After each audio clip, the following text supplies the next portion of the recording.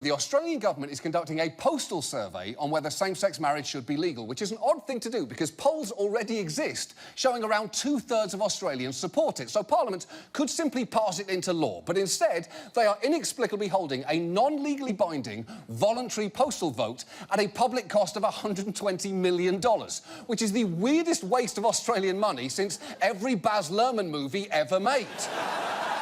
Now, the ballots are due by November 7th, and the campaign has been truly toxic, with members of Parliament delivering ridiculous arguments against marriage equality like this. There are all sorts of affectionate relationships. I have an affectionate relationship with you, Sam, but that's not the same. No, that's right. We're not married, right? I have an affectionate relationship. You've got a very lovely wife. I have an affectionate relationship with my cycling mates who we go cycling on the weekends, but that's not marriage. Yeah, I mean, we do fuck, you know, we finish cycling, we slowly peel our cycling clothes off by the side of a bucolic country road and we fuck, but that's not marriage, that's fucking your cycling mates. That's different, your cycling mates, it's not marriage, it's just fucking them. As you cycle, you fuck, you cycle, you fuck. It's not marriage, though. And he is not the only one hung up on semantics. One activist seemed unusually obsessed with terminology.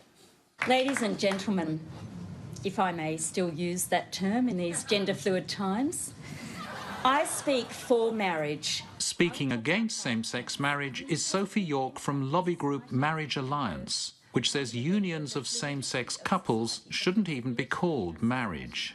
I think that idea of having a different word has been floated, and I'm sure it still will be, and someone else put forward the word garage as a possibility. Garage? That is a stupid word. Except in the very rare case of a wedding between two men named Gary, in which case, obviously, they should be getting garried. And look, as stupid as that is, it is the sort of argument that you would expect, but the No campaign has also had some surprising members like this couple. I used to be a supporter of same-sex marriage. I mean, I proposed to Ben 5 years ago. I just explained to him, I said, I don't think it's my, cup of tea. Even if same-sex marriage is legalised, Mark and Ben won't be walking down the aisle. If it's yes, we'll be like, OK, then, well, congratulations, everyone can get married. But we personally will not be getting married. We'll stand by our commitment to each other. We don't need marriage in our lives. Definitely not. Whoa! Two things. Ben, you are cold-blooded. And Mark, you can do so much better than him. You deserve someone as committed to you as you are to them. You listen to me, Mark. You listen to me. This relationship is going nowhere. Don't stay together for the dog.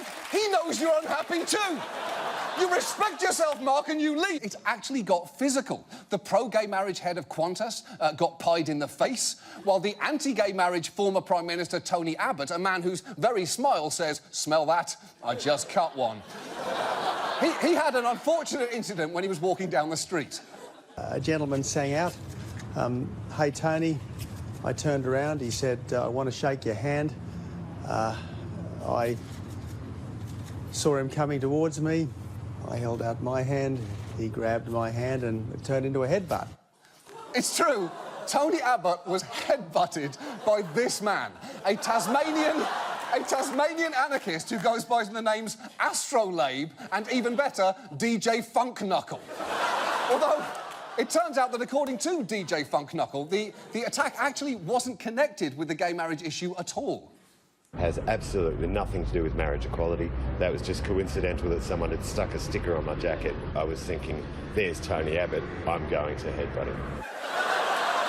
So here's the important thing.